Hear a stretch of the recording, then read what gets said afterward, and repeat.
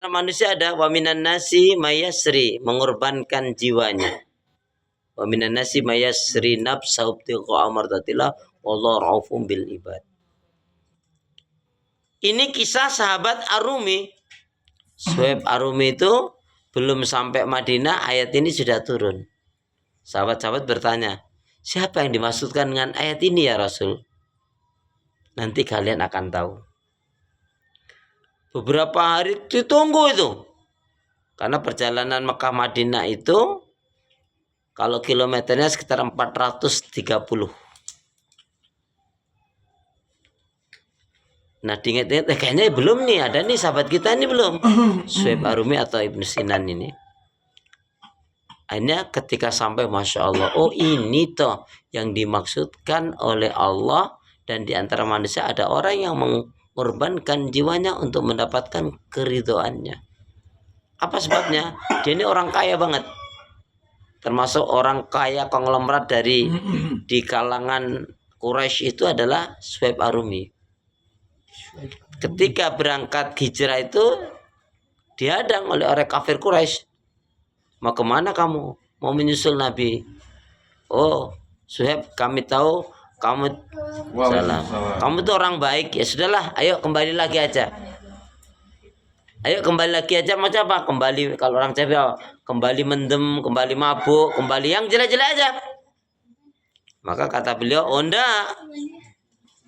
Kalau saya sudah memilih Islam dan saya yakin Islam itu adalah yang benar, maka saya tidak akan pernah meninggalkan Islam. Jadi pujian Allah kepada sahabat Suhaib Arumi ini karena apa? Keteguhan, keistiqomahan di dalam memilih Islam.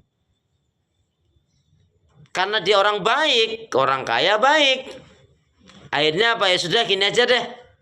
Kalau kamu tetap mau menyusul Muhammad, tinggalkan semua. Jadi kuda untanya dia disertai seseorang ya. Kuda untanya, kemudian semua peralatan dan bekal yang dibawa itu sekitar ratusan juta. Bahkan kalau dirupiahkan sekarang mungkin miliaran. Ya harus ditinggal. Ya, kemudian pergilah beliau sendiri dari Makkah ke Madinah. Tapi itulah hebatnya Allah, kuasanya Allah.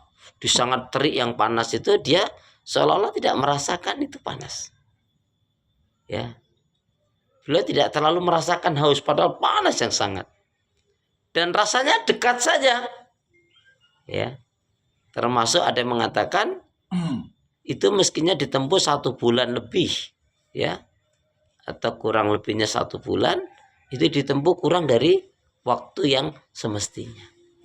Kenapa? Karena keikhlasannya, kejujurannya, kesabarannya, dan keistiqomahannya.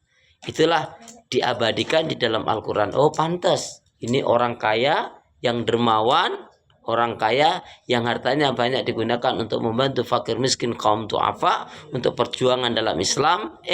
Ditambah lagi, yaitu dirinya penuh dengan kesabaran dan keistiqomahan di dalam beragama ini.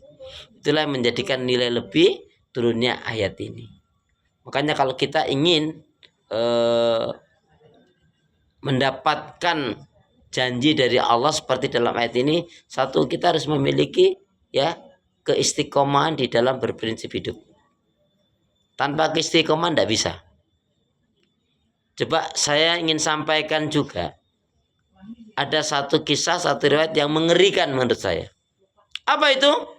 Ketika Rasul menyatakan, dan itu sahabat itu ada yang gemeter tuh, takutan, bahkan ada yang mengatakan pingsan.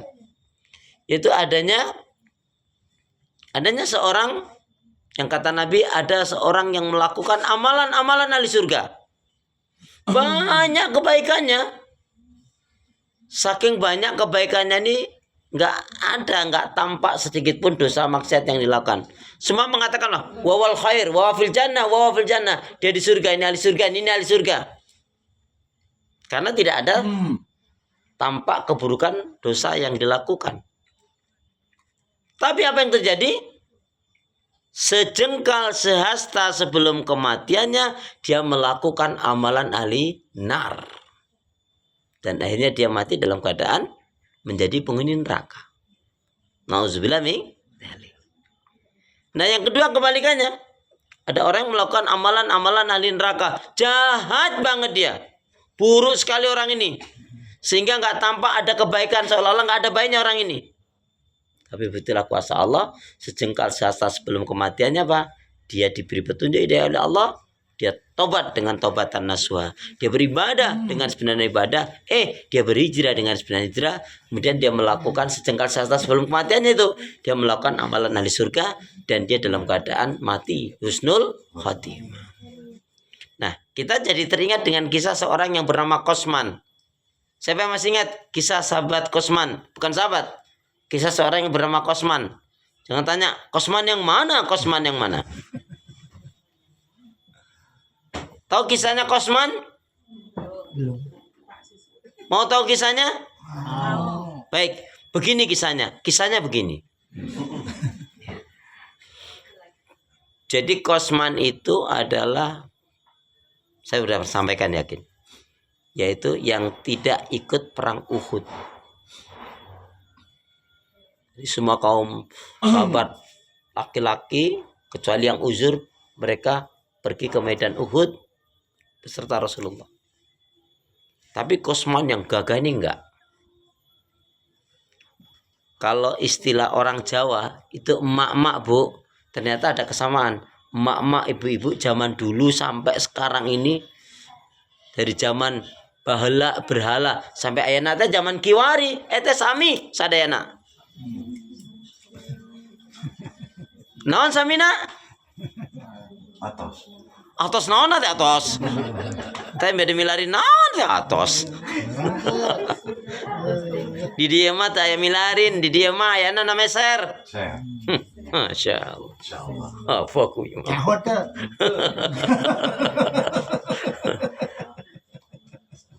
Salah. Ya, tuh. Ya. Singkat cerita, moyo itu apa, Bu? Bu, di sini bahasa Betawinya moyo apa? Apa itu? Moyo itu ngebully, ngeledek. Beberapa wanita datang, Kosman, dasar penakut, dasar pengecut, dasar banci. Kamu ini laki apa perempuan sih? Rasulullah dan para sahabat Nabi aja ke medan Uhud, kok kamu malah di rumah? Diam aja. Wanita biasa, Bu.